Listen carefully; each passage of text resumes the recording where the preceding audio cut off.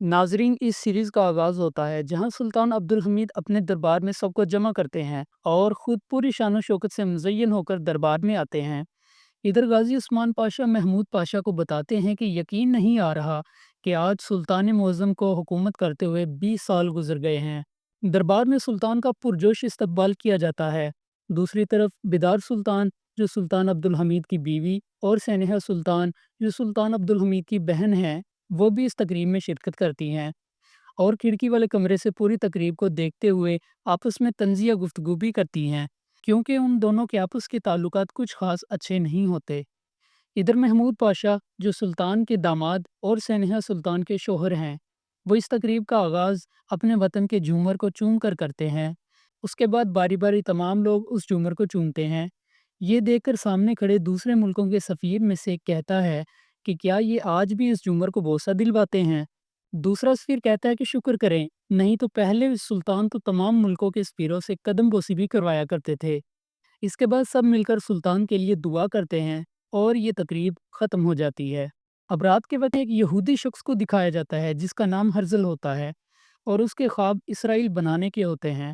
وہ اپنے باپ کو بتاتا ہے کہ بہت جلد تمام یہودیوں کا خواب سچا ہونے والا ہے اور اب یہودیوں کا بھی اپنا وطن ہوگا۔ یروشلم کی سرزمین اور دریائے نیل یہودیوں کا ہوگا۔ اس نے اپنا منصوبہ بتایا کہ سلطان جس ریل گاڑی سے مکہ سے واپس آئیں گے، اسی ریل گاڑی میں ہمارے یہودی ساتھی بھی ہوں گے جو بہت آسانی سے ریل گاڑی کو اپنے قبضے میں لے لیں گے۔ کاش آپ اس حالت میں نہ ہوتے تو آپ خود دیکھتے۔ اب دوسری طرف ایک زنجیروں میں جکڑا ہوا بوڑھا شخص دکھایا جاتا ہے جو کہ تھیوڈور ہرزل کا باپ ہوتا ہے اور اس پر غصہ ہو کر اس کے منہ پر تھوک دیتا ہے اور کہتا ہے کہ تمہاری ماں سے میرا کئی بار جھگڑا اسی بات پر ہوا کہ تم جیسا کافر انسان میری اولاد نہیں ہو سکتا۔ پھر ہرزل کہتا ہے کہ کافر تو آپ ہیں جو ہمارے مذہب سے غداری کی۔ پھر وہ بوڑھا شخص کہتا ہے کہ ہاں، میں نہیں مانتا ایسا مذہب جو تمہاری مرضی سے چلتا ہے، جو یہودیوں کو خون بہاتا ہے۔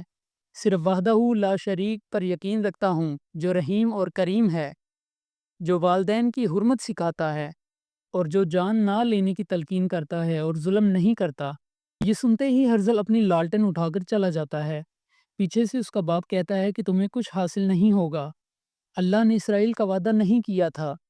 دوسری طرف سلطان معظم کو دکھایا جاتا ہے جو کہ ایک کمرے میں بڑی کا کام کر رہے ہوتے ہیں۔ اتنے میں تحسین پاشا ان کے پاس آتے ہیں اور بتاتے ہیں کہ برطانوی کمپنی نے ریلوے سے متعلق ٹیلی گرام بھیجا ہے۔ آپ کے حکم کے مطابق وہ پیشکش کرنے کے لیے تیار ہیں اور کاغذات بھی تیار ہیں، بس آپ کے دستخط چاہیے۔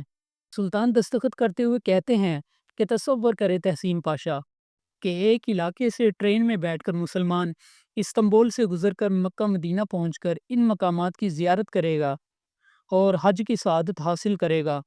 جس سفر میں 6 ماہ لگتے تھے، اب صرف ایک ہفتے میں وہ سفر طے ہوگا، اور یہی ہمارا خواب ہے کہ مسلمانوں کی یہ سرزمین ان کے لیے جنت بن جائے۔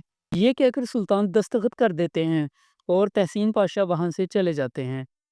ناظرین، اگلی منظر نامے کے لیے ہمارے چینل کو سبسکرائب کر لیں اور ویڈیو کیسی لگی کمنٹس میں اپنی قیمتی رائے کا اظہار ضرور کریں۔ ملتے ہیں اپنی اگلی ویڈیو میں، تب تک کے لیے اللہ حافظ، نگہبان۔